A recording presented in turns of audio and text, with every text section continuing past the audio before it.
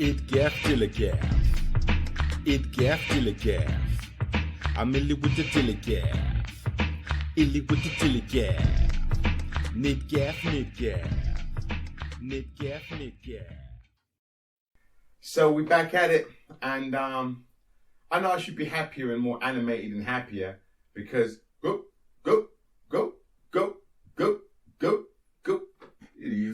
It's your birthday. We're gonna party like it's your birthday. We're gonna get Bacardi like it's your birthday. I gotta stop doing that because I seem to have disturbed my dog. Looking at me like that sound meant something to him in dog language. So I ain't gonna do that again. So yeah, it's my birthday, and I was thinking to myself like, alright, what podcast can I do that would have, some significance to this event? Because it is a birthday like any other birthday, but it's a birthday with an O. And like birthdays with an O attached to them are always significant.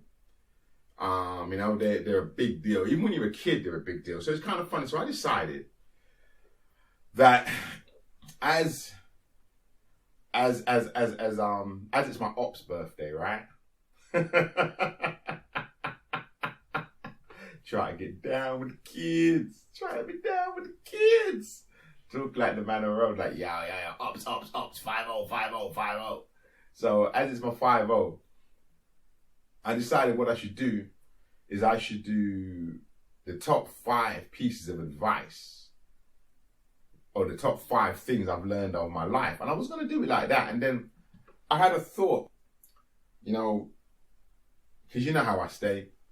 Rather than staying and doing something that was constructive and I could be, in control of, immediately when I started in this podcast, I just realized, you know what, you could do it a different way, which would be much more disorganized, but would probably suit you better. Because, disorganization is our thing. So what I decided to do actually was I'm going to do the top 5 things I've learned, but I'm going to try and do it by decade.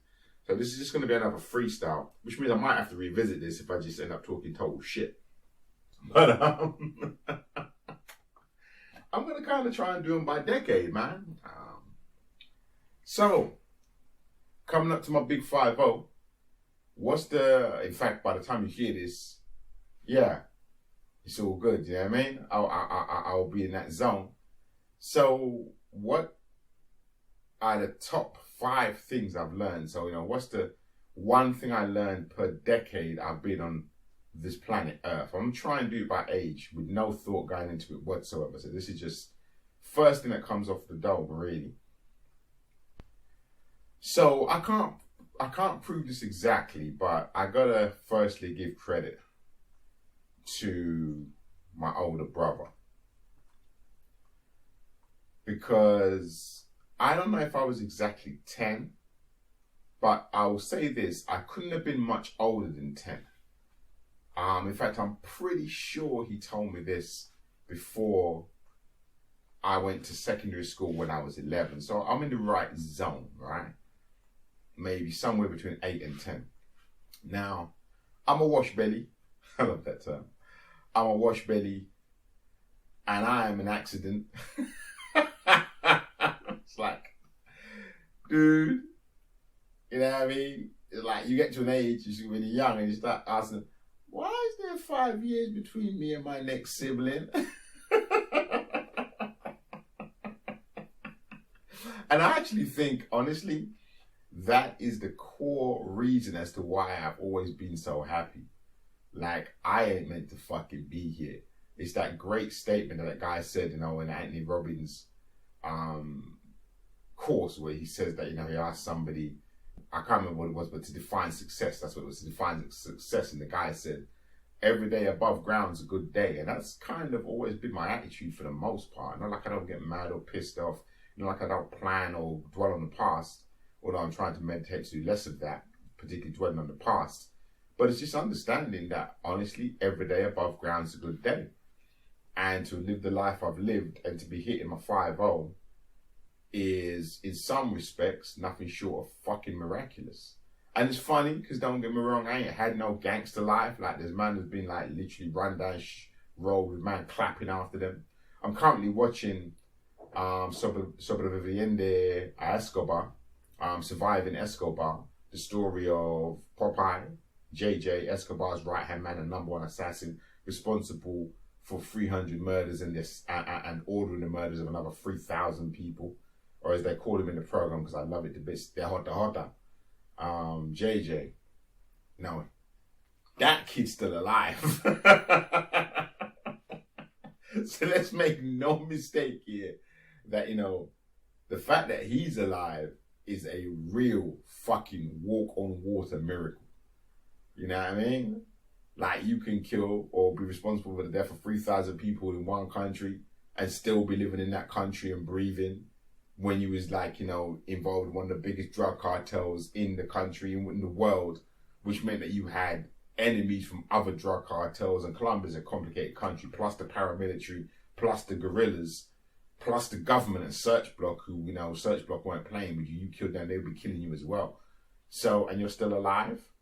So, that's a motherfucking, I died on a Friday, rose on a Monday, motherfucking miracle. So when I say being alive is a miracle, I don't mean that kind of miracle. I just mean that famously, Capone and Noriega in their rap song, CNN said I'd be dead by 21. A lot of rappers talk about that. Now, I'm not from America, but black people have higher rates of dying young, and I didn't particularly keep myself quiet. So, it's just a minor miracle, and I'm grateful. So I live the everyday above ground is a good day, man. That's real shit to me. But in terms of, getting back to the point, something I'm not very good at. That's what I was trying to say. So there's a 5-year gap between me and my nearest sibling, which is my older brother. And when I was young, it's funny, right? Because I absolutely doted on my older brother. I absolutely adored him. At the same time, he's my older brother, so he kind of got on my fucking nerves. But I think I adored my older brother more than he got on my nerves. Because it's like when you're younger, you always look up to, you want to be big like the older people. And I think he's the reason why a lot of people say that I'm an old head on young shoulders. They always said that to me because, I always related the nearest person I could talk to was 5 years older than me. So I got a 5 years older than me perspective. And the point of that was that, if my brother, I'm not dissing anybody, but just keeping it real, if my brother was kind of a dullard who was only interested in video games, kicking football or, then that 5 years older might have been that I was really into football or really into girls or, do you know what I mean? And you see that sometimes. You got some guys who's gallus from young because they got an older brother who's into girls and that's all they see. That's, what they see as important. But my brother wasn't like that. My brother was into education and my brother was into politics heavily. So as a young kid, I was looking up to him and following him, and I was heavily into education, heavily into politics. So to the point, the best lesson I learned by the time I was 10 years old, number one lesson I learned by the time I was 10 years old came from my older brother. And he said to me these words, or some paraphrasing of them. He said, you can do absolutely anything in this world that you want to do. You just have to learn how to do it. I want to say that again. Because actually, this is probably, hands down, the best advice I've ever had the whole time I've been alive. And the most influential advice I've ever had the whole time I've been alive. He said, you can do anything in the world you want to do. You just have to learn how to do it. Now, let me tell you why that's so influential and so powerful, because it might seem really obvious, because it breaks down into two parts. The first part is, as a young black guy, for me, that's my reality specifically, but also for any living, breathing human being on the planet, there are a lot of obstacles, a lot of people, a lot of cultural belief systems that are there constantly telling you what you cannot do, what you cannot achieve, what is beyond your scope, that you should stay in your lane, what you cannot, the problems you can't supersede, the obstacles you'll never be able to come over, the things that are just not for you. So when you break that statement down, the first part of that statement says, I call bullshit. You can do anything the fuck you want. There is nothing in this world you can't do. That alone is probably one of the most powerful statements you can say to anybody on this planet. That nothing in this world is beyond you. You can do anything in this world you want to do. Full stop. You just stop it right there. Yeah, you could just stop it right there. And that would have been enough. That would have been enough. You can do absolutely anything in this world you want to do. Full stop. That's a life-changing statement in itself, especially from somebody who you look up to, so you're prone to believe. If it was somebody that you didn't look up to, wasn't important to you, you weren't prone to believe them, then that might have had a less powerful impact. But from somebody who you spent your whole life looking up to, wanting to be like, and was absolutely, totally, in faith with, had total faith for this person, when they tell you that you can do anything in the world you want to do, you believe that shit. So it's fucking massively powerful. And then the second part, which for me, I don't know if I should say it's just as powerful, but it's powerful in a different way. All you have to do is learn how to do it. Now, I'm actually, very busy. I've always been into education, and now I'm into training and mentoring and coaching and online courses. And it's so true that one of the things I notice so much is you see all these adverts and everyone telling you what you can achieve, but no one tells you how to do it. Obviously, you have to buy their course. But here's the joke. Sometimes you buy the book or the course and they still don't fucking tell you how to do it. They tell you a load of fucking fluff so they can either upsell you to something closer to learning how to do it, or more importantly, they just sell you the fucking fluff and sell you the dream, because the actual truth of how to do it is not as attractive. It isn't as sexy, and you wouldn't want to buy the product. But the reality is, whether it's tying your shoelaces or learning to play football to score goals, to be a good goalkeeper, or basketball or tennis, or learning astronomy, or learning how to be an architect, whatever the fuck it is you're doing, you learn how to do it. Now, there are two ways to learn. Obviously, you can be self-taught. I know loads of people say they were self-taught on the guitar. They used to make me so mad because I found it so hard to learn to play the guitar, and I eventually abandoned it. Hopefully not forever, but just because it wasn't a great use of my time. It was basically meant to be my downtime and my relaxation, and it became less relaxing, so I stopped doing it. But when I get more downtime, I'll probably go back. But I didn't find it easy, so it was very frustrating for me to people who said, "Oh, I'm just self-taught. I taught myself to play the guitar. I taught myself to play the keyboard." I'm never a big believer in that anyway, but I know some people will, or at least they had, no formal instruction. They didn't pay for lessons. Maybe they just picked it up from other people or whatever. I know I'm hating, right? I know some people do it. I suppose what I'm saying is I don't think everybody who says they did it that way, but I know some people do it. But my point is, you can be self-taught, or when you learn how to do it, you can learn how to do it from other people. And I always believe that was the most powerful way. So what my brother gave me was two things. He gave me the belief that I could do absolutely, bar nothing, anything I wanted to do in the world. It gave me that belief. It gave me that authority. It authorized me effectively, which is what your peers do. They authorize you to do things and authorize you not to do other things. And he authorized me to, go out into the world and achieve anything I wanted to. And he also gave me the tools on how to do it. The absolute, unequivocal, end of story, mic drop tool on how to do anything in the world you want to do is fucking learn how to. And that has informed everything I've ever done in my life, Even if I don't think about it, I would say the rapping thing, I won't say I particularly learned how to do it. I never went to a class or a school, but I definitely learned how to do it from listening to other people. And more importantly, funnily enough, I was thinking about this the other day. I learned definitely how to do it from the terms of songwriting by listening to the soca and the calypso music my dad used to play.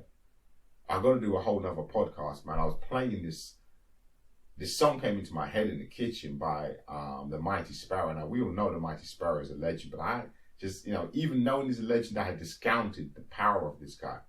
And I started singing this song in my kitchen, and I suddenly realized that this song I used to listen to when I was 5 years old was Sparrow singing in Spanish.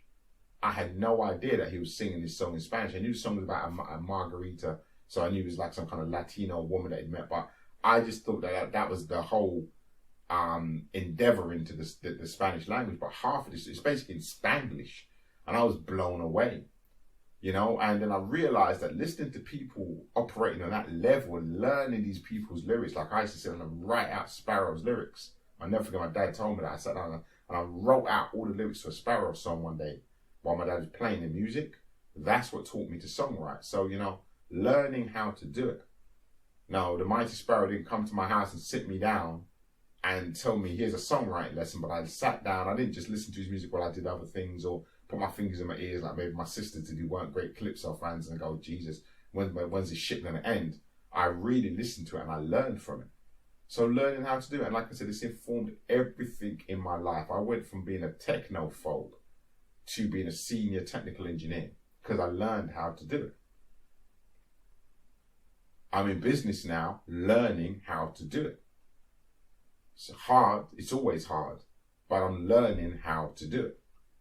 I'm trying to say, when my kids were playing basketball, as a parent, we used to all sit up in the stands, and sometimes we'd shout. We were very supportive, but they were all very, very, very focused on winning, doing well, particularly my son's team.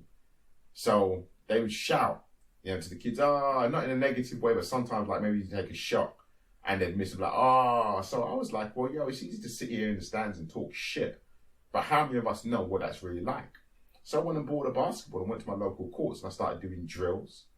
And I understood all of a sudden what it was really like to snatch the ball at your end, run it up the other end of the field, and try and do an entrada, a layup, with somebody chasing you, and then jumping when you're doing your layup and trying to knock the ball out of your hands.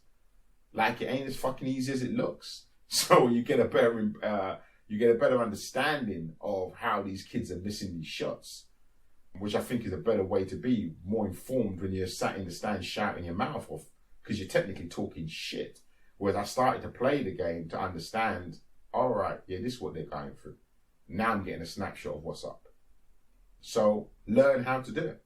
I basically taught myself at least some basic principles of basketball. And it's been the most informed thing in my life. So that's the number one. Very young age, but by the time I was 10, my first decade of life, I was given this piece of information. Probably the most important thing I'll say in this whole podcast is you can do anything you want in the world. All you have to do is learn how to do it. Okay. So what would be the most important thing I learned in the next 10 years? Very turbulent time, the age of 10 to 20. That's a lot of fucking change. Between the ages of 10 to 20 is a lot of fucking change. And as I'm freestyling this, it's not like I pre-prepared this answer, but okay.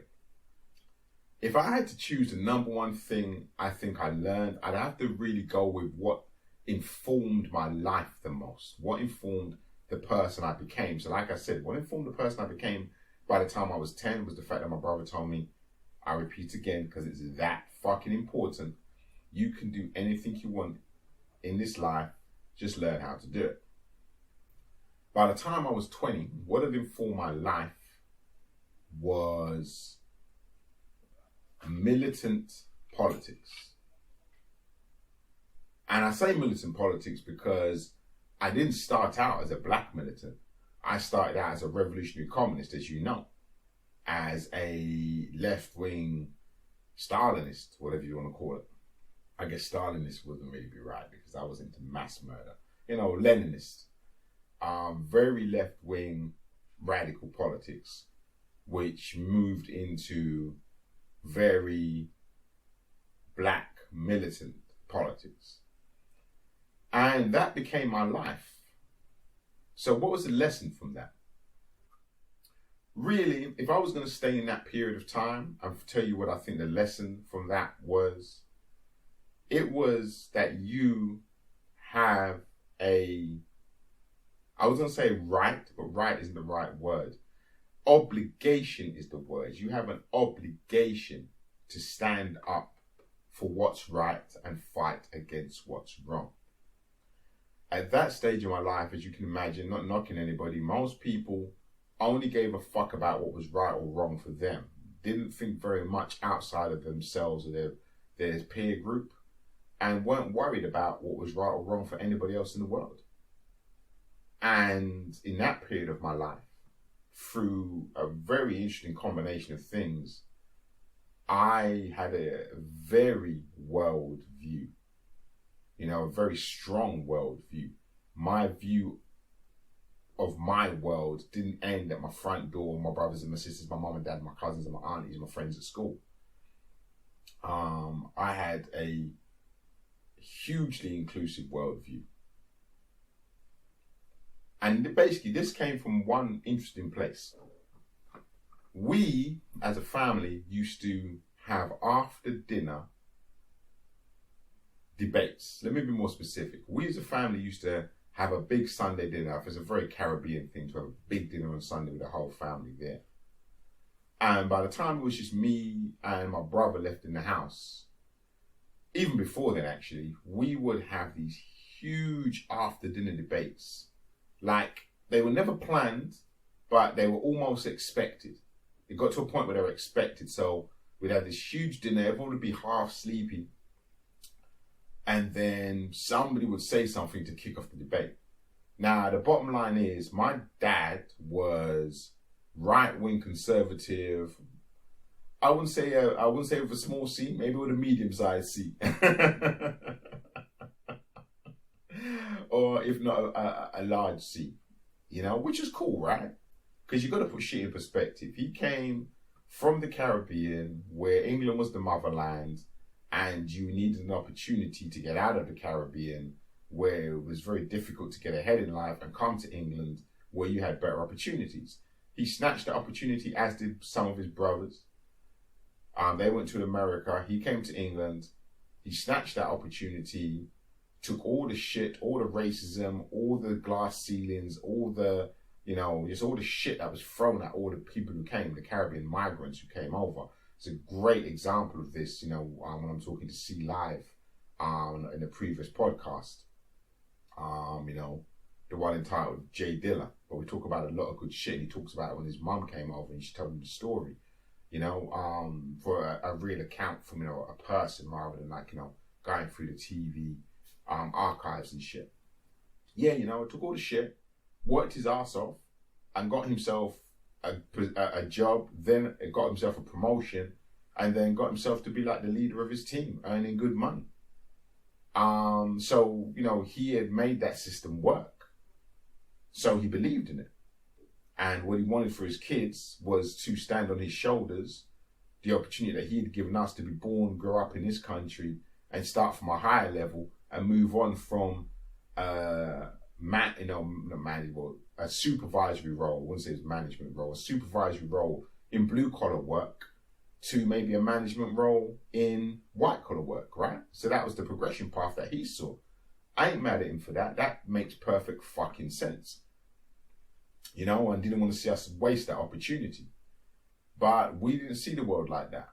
We saw a world of exploitation and oppression by the very peoples that he was there defending and trying to promote.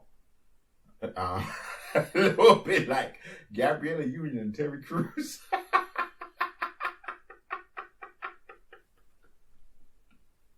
Like, we was like, yo, we was on some, I can't forget my man's name. I see Asadi, the guy made Master of None. I just love Master of None. Like, hey, Gabriella Union be like, in America, it's kind of like, hey, that's a little racist. And Terry Crews like, racist? What's racist? I don't see no racist. I don't know what you're talking about. What is racist? Just keep paying my check, motherfucker. I need this gig. I lost my Old Spice adverts. There's a new Old Spice, man. I need this gig. I ain't making no money in Brooklyn Nine-Nine. So it was a little bit like that. When you're in the system, and you're grateful to be in the system, you defend the system. That's why they put some of us in low positions in the system. And when you're out of the system, you see all the shit of the system, you know? And maybe because, I don't even know why the fuck, because I was really just following my brother. You know, not that I was following my heart, but I understood the logic of my brother. So we would have these massive debates, but my brother's logic always made sense about equality, inclusion, diversity, you know, but mainly about economic distribution and equality. So, you know, that's where the roots of this came from.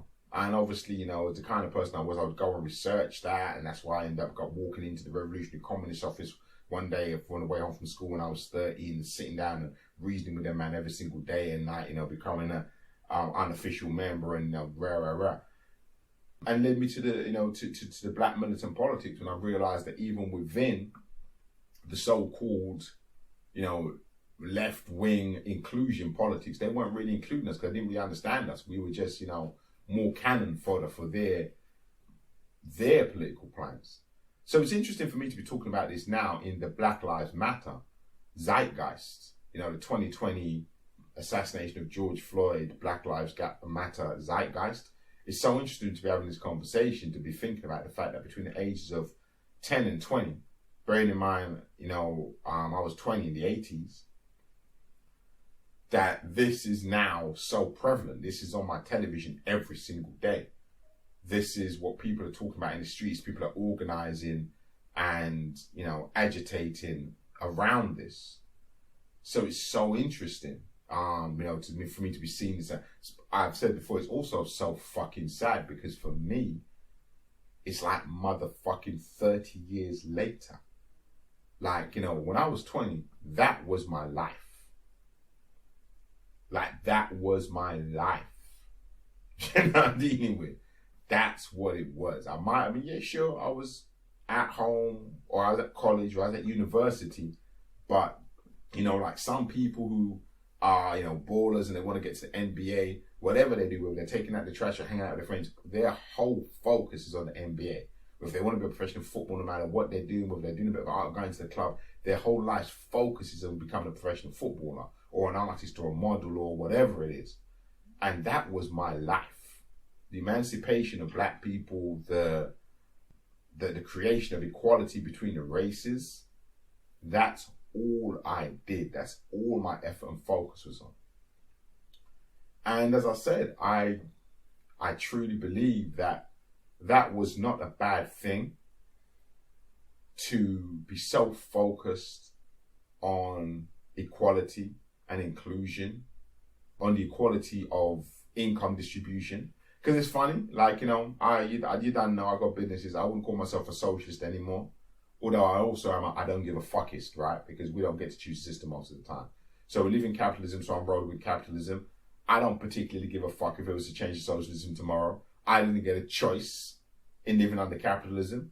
I tried to change it 30 odd years ago. Shit didn't work, so it's not my fucking choice. I just roll with it, right?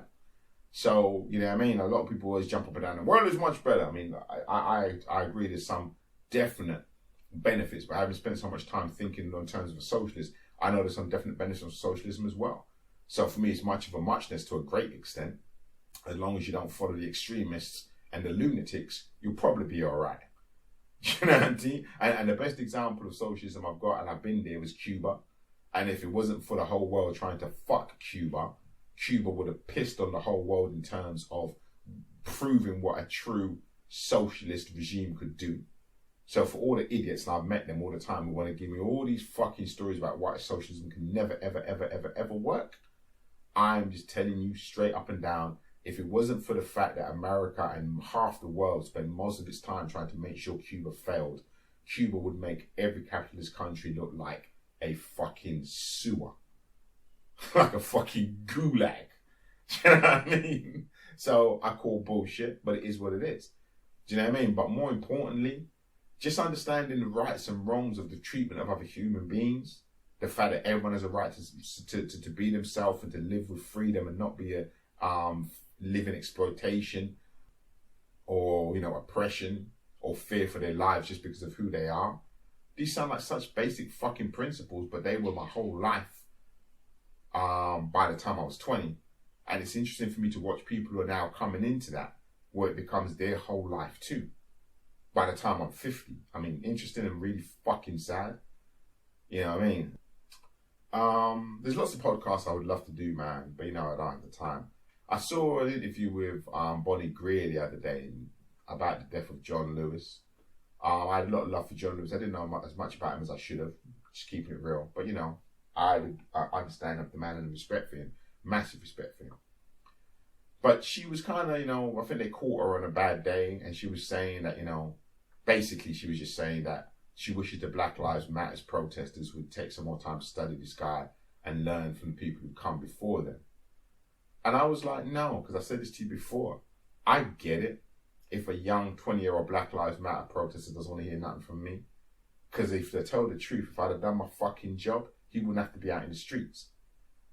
If I had done my fucking job in my 20s, she wouldn't have to be out in the streets pulling over statues and facing down the police and marching and screaming and holding out placards. They weren't meant to grow up in this fucking world where same shit, just another decade. That was our job. It was our job to make that change. So I love John Lewis like I love Martin Luther King, but I don't agree with Bonnie Greer in that particular instance that, the young people have no right to be so arrogant and dismissive. I'm really sorry. I think they have every fucking right to be arrogant and dismissive about what we achieved. Because I think it's fucking lamentable. Fucking lamentable what the people who are meant to be creating equality in the world and fighting against racism and making those changes for the planet achieved. I think it's fucking lamentable. And that's coming from somebody who literally, I can genuinely say, dedicated probably 50% of my life, time, energy, and effort to doing so. And I still think our results were fucking lamentable. I don't think I get the right to just go, well, I gave up so much of my life for this, you ungrateful bastards. Tough shit. Because this world works on fucking results. This world works on results. And if you were in fucking 2020 and you have to watch someone like George Floyd die or Breonna Taylor die or Ahmaud Arbery die or Trayon die, do you know what I mean? And that's just meant to be fucking normal. And income inequality still states that black people earn 1/10 or have 1/10 of the wealth of white people. So for every fucking pound or dollar a white person has, a black person has 10 cents, and that's across the board. Then we didn't do our fucking job. And you have every right to go, you can't tell me shit. Do you know what I mean? I ain't mad, son. I ain't mad at them kids at all. If they're like, fuck you and fuck everything you tried to do, I'd be like, yeah, I feel you. If you need any advice, come hit me up. If not, just go out there and try and do better. We fucked that shit up, or we didn't get the results. But nevertheless, learning that, getting entrenched in me, that belief of equality and equal rights and human rights was probably the most important thing I learned by the time I was 20. Just in case you know, man, it's so fucking hot in here. You have to have a drink on the go all fucking day. Like, it ain't like you can go, I'm thirsty, I need a drink. You need to finish your drink and pour yourself another drink, put some ice in that bitch, and have it have it right there to the right of your right hand if you're right-handed like me. That's how hot it is in this bitch at the moment. I mean, generally in Spain, we had a little thing where I am. I think in the UK you're having a heat wave as well this weekend, so probably having the same kind of vibe. Okay, keeping it real and keeping it unorganized. By the time I was 30, what did I learn? This is where I think it gets a bit complicated. Okay, no. I think I got it. Sorry, man. Fuck. Hope this ain't some COVID shit. Because I was out on Thursday, like 4 or 5 days ago. Went to Fingarola, went to Marbella, met some peoples and shit. So I'm hoping this ain't some early onset COVID shit. Anyway. Yeah, I got it. What did I learn by the time I was 30? By my third decade on this planet. Let me tell you what I'd learned. Super important. Not as important as the first thing, but probably for me at least more important than the second.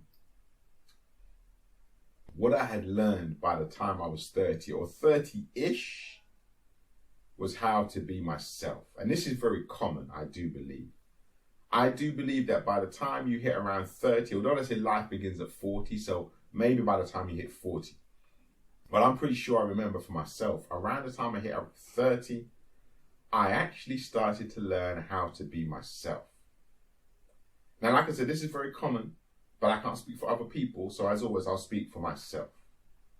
Even though I had this wonderful instruction that I could do anything I wanted to do in the world if I just had to learn how to do it. And I had this super strong view of right and wrong, equality and justice. I, like a lot of people, but I think myself much more than other people, was still controlled by fear and peer pressure. Massively controlled by fear and peer pressure. So all I kind of did was I kind of exchanged the limitations and the parameters for that fear and peer pressure. So, you know, for example, now that I'm a black militant, there's shit that I might want to do, but I can't do that because black militants don't do that. Or black militants can't be seen doing that. Or black militants can't be seen admitted to like that. Or because I'm into rap, I can't be seen or known to be admitted to like this or that. You know, so what you end up doing is just living this complete, utter fucking restriction of life and this kind of parody of yourself. Now, like I said, that's not because I was a black militant or because I was into hip hop, into rap. I think everyone goes through that. It's a massive peer pressure thing. You see it in every single movie about high school.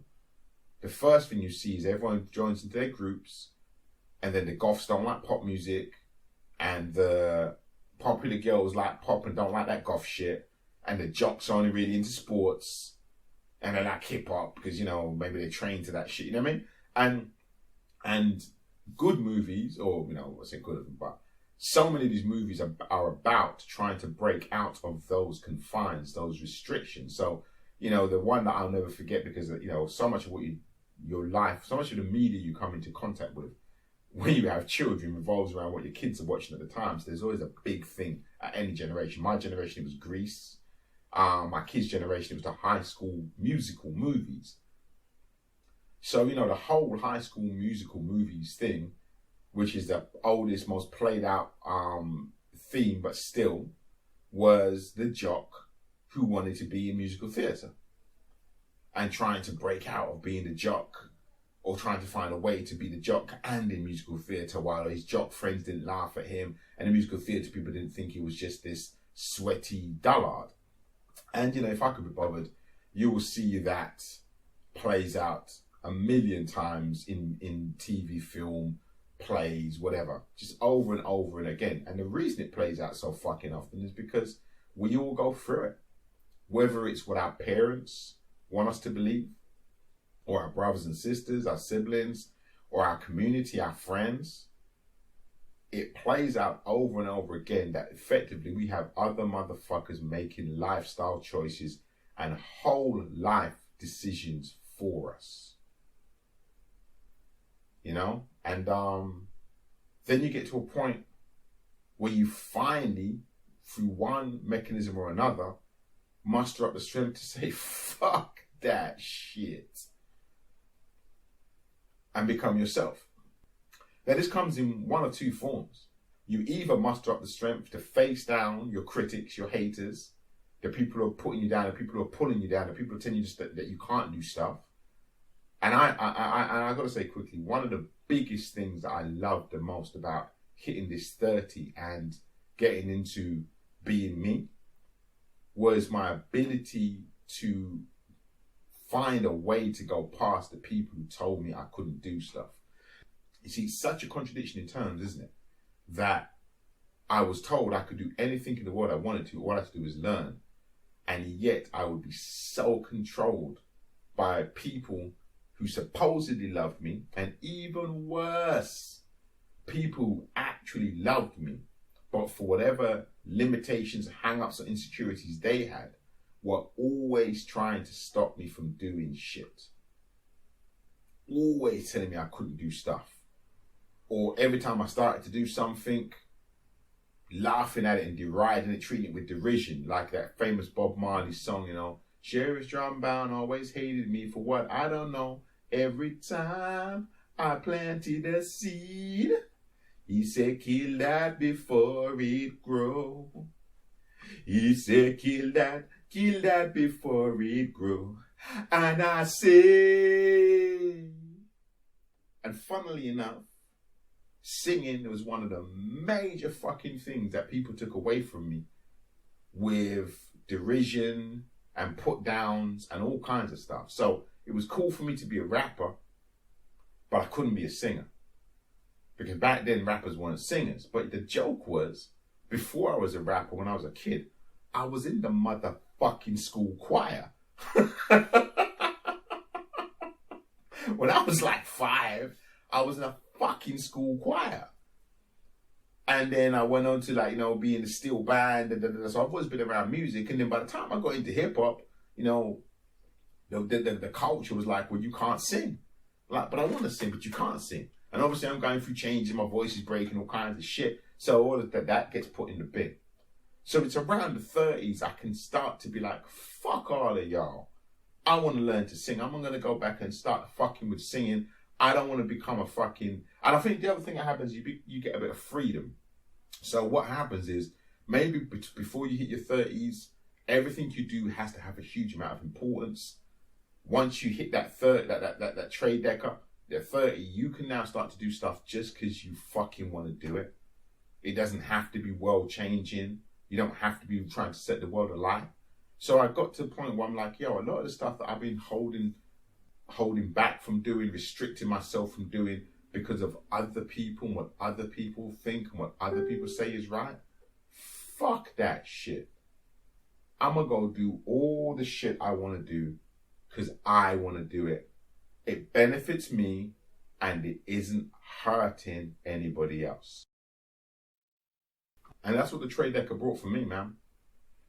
I'm not saying it happened on my 30th birthday, but I definitely remembered around the time I hit 30, stop giving so much of a fuck of what other people thought and do my own thing. And I think around my 30s, I made my last album. Not my last single, because my last song was in the Last Will and Testament, which I originally made and gave away for free to the fans. Like I put it up on the internet as a free download. But I made up my last album. And again, that was a real, that's what I'm looking for. That came about because I stopped giving a fuck. Do you know what I mean? I was like, yo, I know I can do this. I know I'm good at this. And I'm going to fucking make a song. I'm going to do something that I'm proud of. And I don't give a fuck about all you people telling me, you know. Because back in the day, I remember, like, I'd make a song and people were like, oh, that don't sound good. And they start playing me all the fucking songs that I should sound like. Do you know how fucking dumb that is? I mean, it's an amazing thing, right? Everything is double edged, right? It's not a bad thing to play me the latest Cypress Hill album when you're listening to my song. But what I never got my head around is the kind of embedded stupidity in playing somebody with a fucking minimal budget who recorded something at home, something that's recorded in a $3,000 or $6,000 or $20,000 a day studio, and playing someone who recorded something all by themselves, and then you play them something that's made by a team, like Dre and Quick, or the Doc and Dre made NWA shit. Do you know what I'm trying to say? Like a whole fucking team of people made this song, like a Kanye West song. And then you're comparing these two fucking apples and oranges and telling the person that your stuff ain't shit. You know what I mean? Now, I mean, there's a double-edged sword to it. You should try and make your shit as good as possible, but people also have to have some common sense as to what they're really listening to. And people don't want them. The reason people don't want to do that is because it's their excuse. Putting you down is their excuse as to why they don't do shit. Because they know that if somebody came to them with their mentality, they'd be fucking crushed. When they tried to compare your work that was done with a minimal budget with somebody's work that was done with hundreds of thousands, if not millions of pounds worth of work and resources. But, you know, you get to that point where you're like, yo, well, fuck that. I'm doing it because I want to do it. I'm going to do it to the best ability that I can do it to. And I'm going to do it because it makes me happy, not because your judgment is going to have any effect on me, because actually your judgment's irrational, illogical. And when you get to that point, you do it. And then you know the funny thing is? The funniest thing is all the people who put down the stuff I'd done before turned around and told me that this last project was fucking amazing. Which just goes to show you the power of saying fuck off to the people who are holding you back. Just shows you, you know? So, yeah, coming into my own, learning to think for myself, getting rid of peer pressure is what I'm really trying to say. Getting rid of almost all forms of peer pressure and just doing shit that I want to do, reassessing my beliefs and doing things that worked with my own values and my own beliefs, my own views of right and wrong, not the party line. Chairman Mao says, Lenin wrote, Trotsky wrote, Huey P. Newton says, Stokely Carmichael says, Karanga says. No, just what the fuck I think. You know what I mean? So that's kind of really where I got to, and I in my 30s, and I was most fucking pleased with that, because you know what? Until you get to that stage, you're not even really living. You're in a version of survival. Until you can honestly do the things you want to do based on your wants, likes, needs, desires, beliefs, values that are really yours and not other people's, you know, you're not even really fucking living.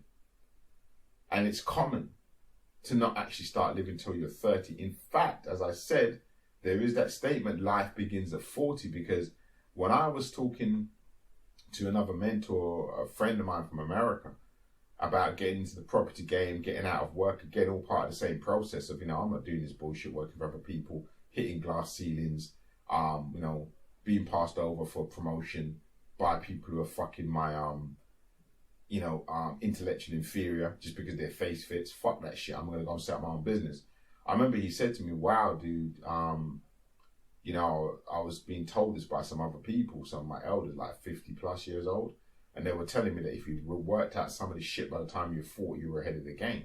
So you really are ahead of the game. And I was really, really comforted by that. You know what I mean? My ego was stroked. But, you know, that was all part of the same process. It was part of like, you know, yo, fuck this and fuck what you think and fuck what you think is right. You know, I'm now going to just be the authentic me. And it's funny because, you know, the militant, the black militant me was an authentic me. That's another argument, but it was an authentic me that, because I put myself in that category, that person was influenced and controlled by so many other people who were busy telling me what that person had to be a representative, to be a example, you know? Whereas when I took off that mantle, which is kind of a part of how I got to this in my 30s, then I was like, well, no one gets to tell me how to be me.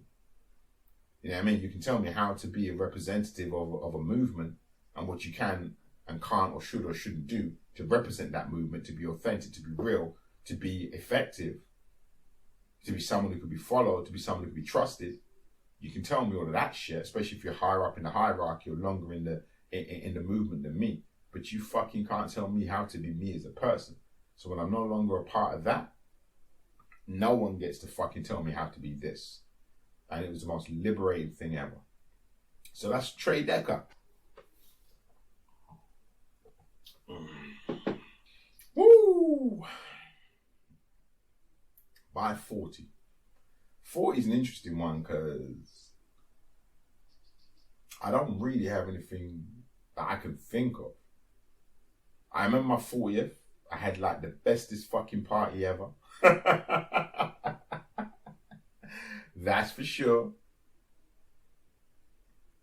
But the 10 years before that were kind of tight. Because, okay, I can't really say what I'd learned. Let me see if I can. I don't want to kind of go blow by blow. I suppose what I would say I learned by the time I was 40, really, was the proof of the pudding of what my brother taught me, that you can succeed.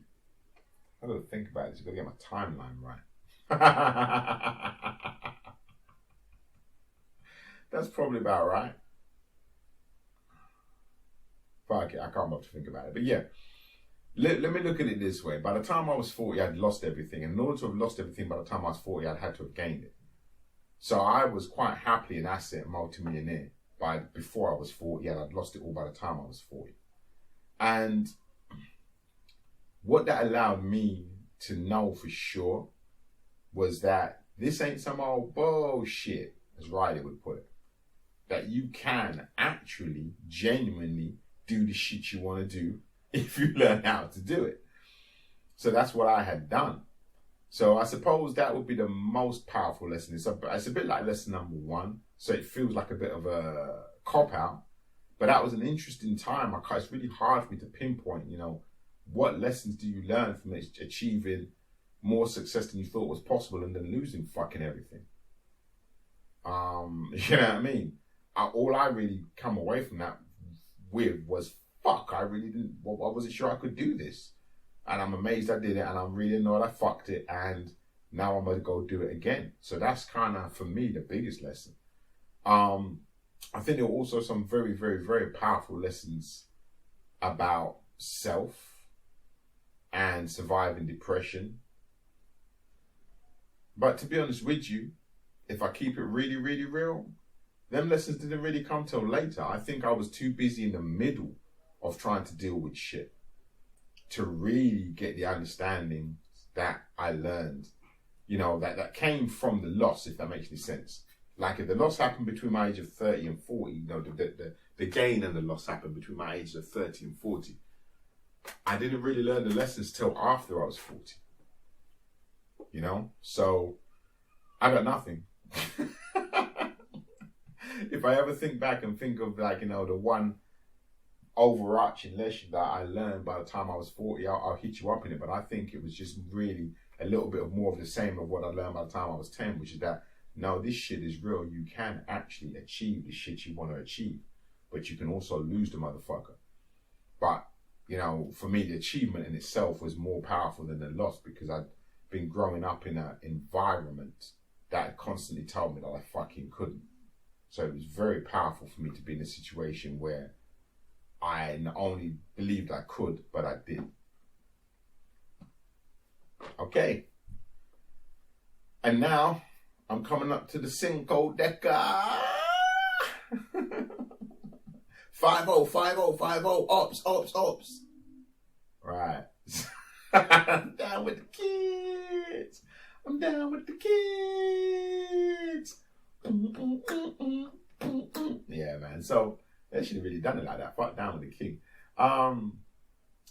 So what have I learned? Wow. Dude, the last 10 years have been a motherfucker. The last 10 years have been a motherfucker. It'd be so hard for me to put the last 10 years into any one thing.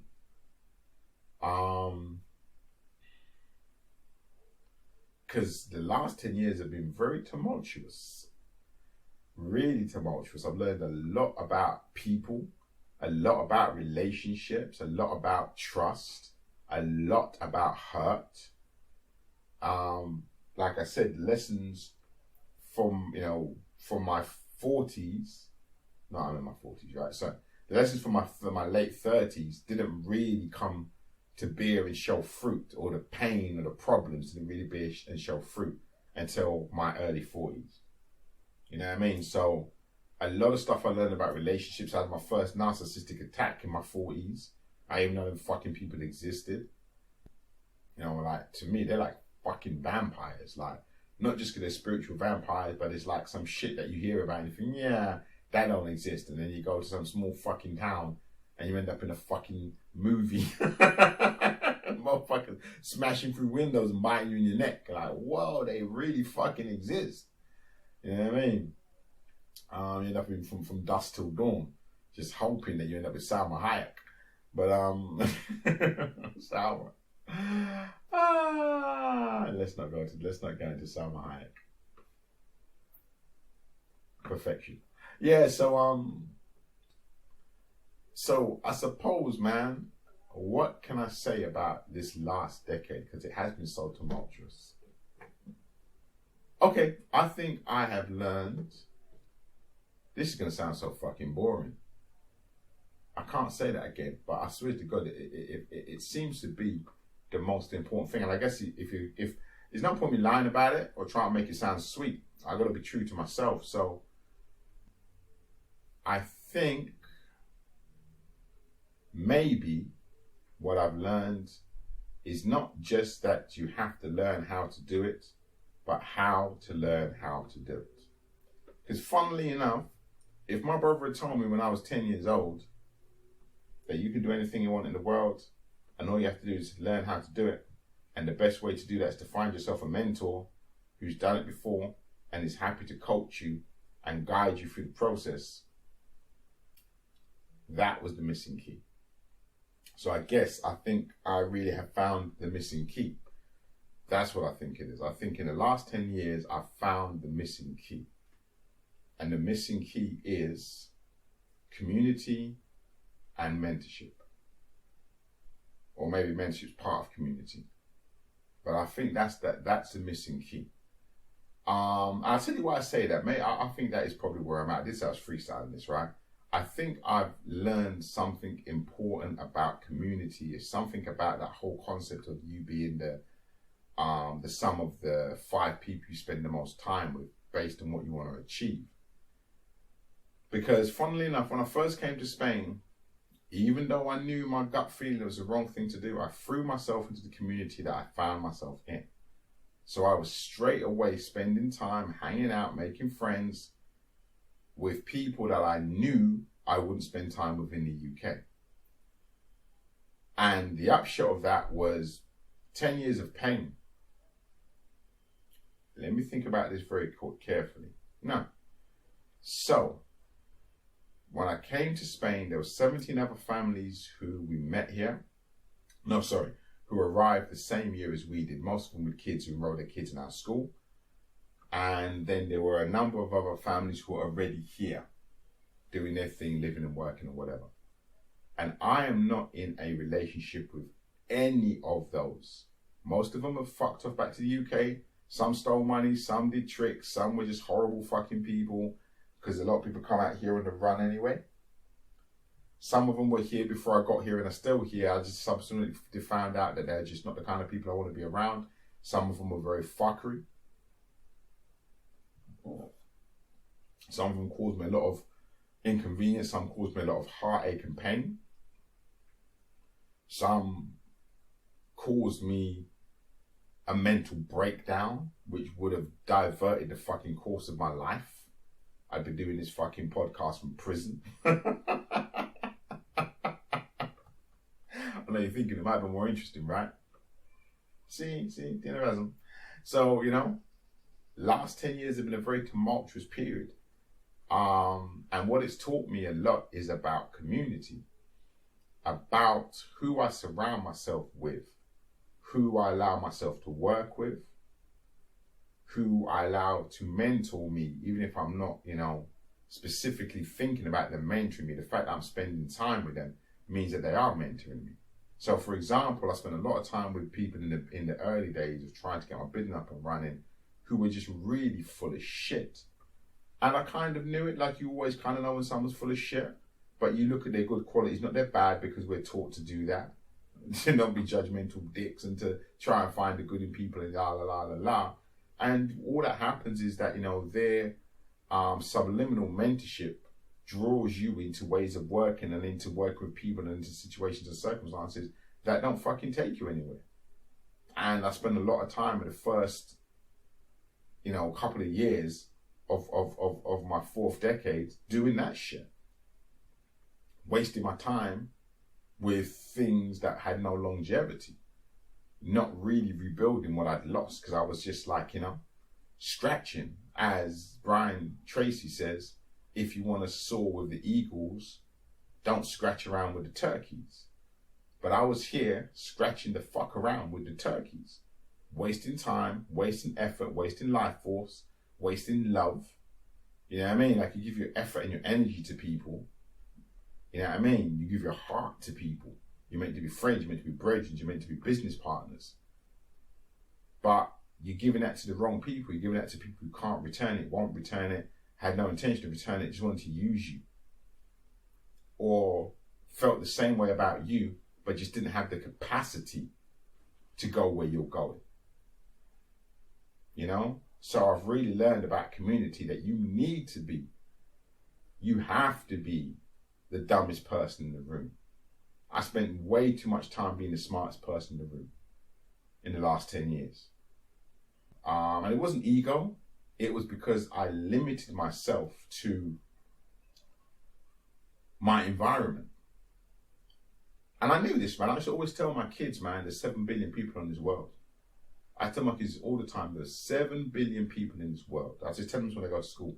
If someone was treating them bad, if someone was bullying them or whatever, I say, listen, there's 7 billion people in this world. If somebody doesn't want to treat you nicely or somebody doesn't like you, that's cool. Tell them to stay away from you. You stay away from them. Not everyone has to be your friend. The issue comes when they try and do something to you. Then you can respond. But if they just don't like you, that's cool. You don't like me. All right, then I'm going over there. You go over there. You're coming over here. I'll go over there. You don't like me. I don't mind. You don't have to like me. I don't have the right to expect you to like me. This is my true life philosophy. And I don't care if you don't like me, because there's 7 billion people in this world. And if you don't know how to treat me well, or if you just don't like me, or if you do like me, but you don't know how to treat me well because you have your own problems, your own shit, that's cool. I'm going to move on to one of the other 6 million. No. You get the picture, right? So I know all this. Yeah, I got myself trapped in all these ridiculous situations with these ridiculous people, business partners, associates, friends, male, female, just crazy fucking toxic, dysfunctional relationships. Trying to do good. And some of it was good. The best thing I did was the Ellen DeCambio thing. I'm really, really, really fucking proud of. I started a not-for-profit organisation to promote Andalusian music in Andalusia, which included Gibraltar. I'm super proud of that. I'm super proud of the people I met. I'm super proud of just everything about the organisation, especially the fact that some of the connections that were made that weren't being made so strongly before are still going now. I'm no longer active. So it wasn't all a waste to try and give and do something good. But a lot of the stuff I was trying to do when I was giving of myself and doing good basically was shat on by a great height and turned all my good intentions into fucking toxic bile because I was trying to do good to the wrong people. Something Jim Rohn says, he says, you got to treat the people the way life treats people. He said, you got to treat people the way life treats people. People don't get what they want. People get what they deserve. Jim Rohn quote.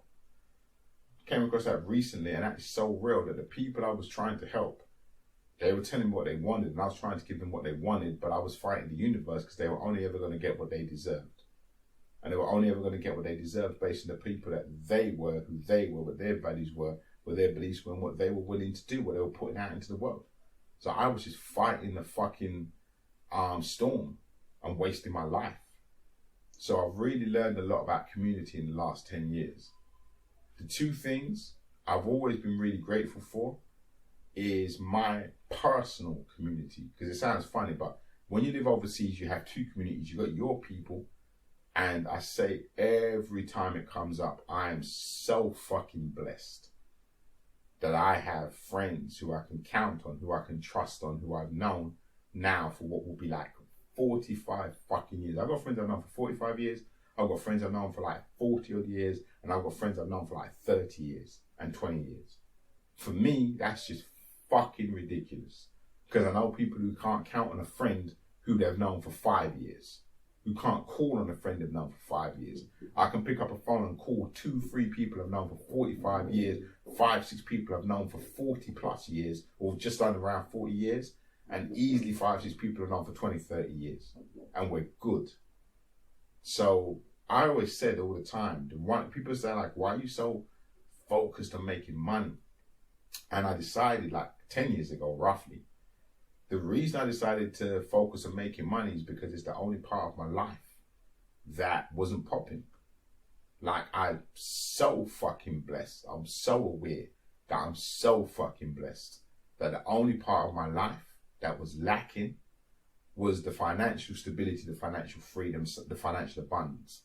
And I just made up my mind one day. I said, yo, fuck this. Why is that side of your life lacking? I think it must have come off the back of a Tony Robbins tape or something, you know. Talks a lot about, you know, how you never get to perfection. And if, you know, if your business is running really well, then you think, oh shit, but I don't spend enough time with my kids. So you go and throw more time and energy into your kids. And if you spend a lot of time with your kids and getting a really good relationship with the kids and your business is going well, you might realize, oh shit, I'm doing all this stuff for my kids and my business is going well, but I'm not really concentrating on my health. I used to train more, you know, and you're always competing like this. And he said it's quite natural and healthy. But what I realized is that, you know, I am so ludicrously fucking blessed in so many other aspects of my life that the fact that I was not financially abundant just didn't make any sense. And it was very clear to me that the reason I wasn't financially abundant was because, like Tony Robbins has said in that particular CD or whatever, I had to put my focus and my effort there. So back to the RZA, an old immigrant from the land of Sudan who borrowed from Deuteronomy, science of astronomy, but didn't know the basic principles about economy. I said, oh wise man, don't play the role of a fool. The first thing a man must obtain is 12 jewels. So RZA broke it down. That's who I was. That's what's amazing about how your life can change over decades. That in my 20s, I was happy to be the poor righteous teacher because I've been sold that shit. That I could bomb through Deuteronomy and the science of astronomy. I could bomb through the Sumerians. I could talk to you about, you know, all this shit. I could talk to you about Egyptology, Isis, Osiris, Asar, Aset, all this shit. The Browder Files, the ISIS papers, your guru, like just all this shit. I could bomb through all this stuff. But I was broke as fuck. Now, that ain't true anymore. You come and see someone like Brother Polite. Brother Polite can bomb through all the same shit. But he rich as fuck. I think that's the best fucking advancement the Black Power movement has had in the last 40 years. That you got people like Brother Polite who took the word of RZA and said, there ain't no point in being able to bomb for Deuteronomy and the science of astronomy, but not in the basic single thing about economy. That's just foolish. But obviously, you know, it's a different mentality, right? We was trying to destroy that economy. So how could we partake in that? That would have been hypocritical. But now I've just decided that abundance, financial abundance, wealth abundance is my birthright as much as everything else that I enjoy and I'm grateful for. So I'm going to claim it. And it's going to take a bit of work. Because anything that you've been fighting and shying from for so many years is going to be difficult to attract to you. But fuck it. If I go back to my 10-year-old self, I'm very well aware that I can achieve it. All I have to do is learn how to do it. And that's what my last 10 years have been doing. Particularly putting myself in a community of the right people. And obviously within this community, there's some charlatans or some bullshitters, there's some this, there's some that. But the momentum is forward. And I finally feel like it's come together and I'm learning what I have to learn and I'm putting together the pieces of the lessons I've had, the ones from the good people, and I'm building a good network of people. And somewhere in between this network and these lessons, I see the achievement of my aim. I actually got a lot of fucking work to do in those exact terms. But But it's been nice, man. I really wanted to do this. I mean, I love doing these podcasts. I don't know who the fuck is listening. They're more like therapy for me. I don't know if it's just straight up ego, if there's any benefit to it, but whatever the fuck, it's going out there, right? It's coming out of me, going into the universe, so it's all good. But yeah, that's all I can say. And the last thing I want to say quickly, in the last couple of months, I would say, if I can add on that concept of the sense of community, the second thing, I shouldn't really be doing too, but I have to throw it out there, is I've returned to the esoteric. When I achieved what I achieved the first time around, I was using the esoteric. I was using Egyptian meditation, or at least before then, I'd set some things in motion using Egyptian meditation. I was studying a lot. As you know, I studied a lot of the major books, so I was very, in tune with certain concepts of vibration and certain stuff from, Hinduism and Buddhism, etc., etc. And, I was using the teachings of Napoleon Hill with the affirmations and, that kind of stuff.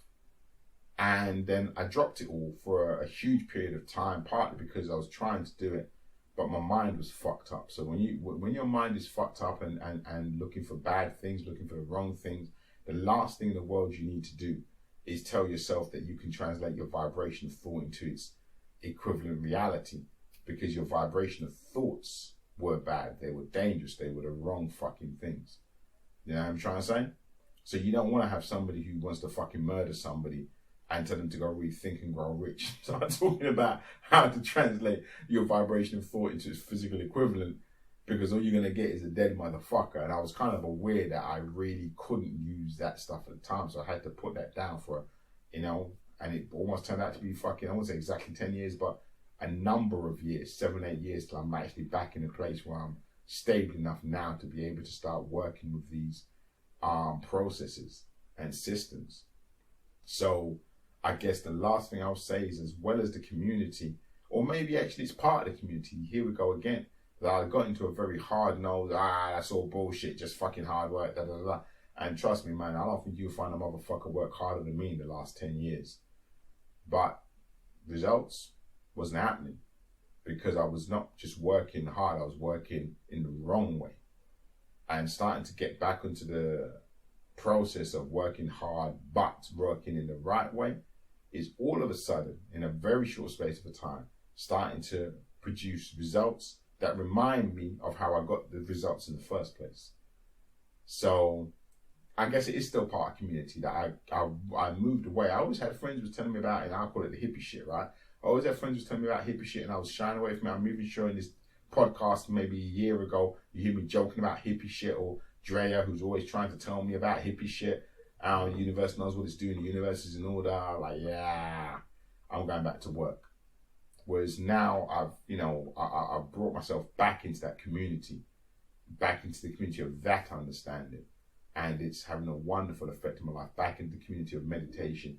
If meditation does nothing else for me, in a life where I know I'm going to be busy every day, I get 10 minutes of peace. Not kind of peace.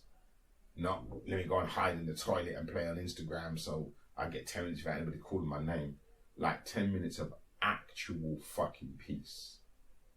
So again, I think maybe for the 5 decker, for the 5050, po, book him down.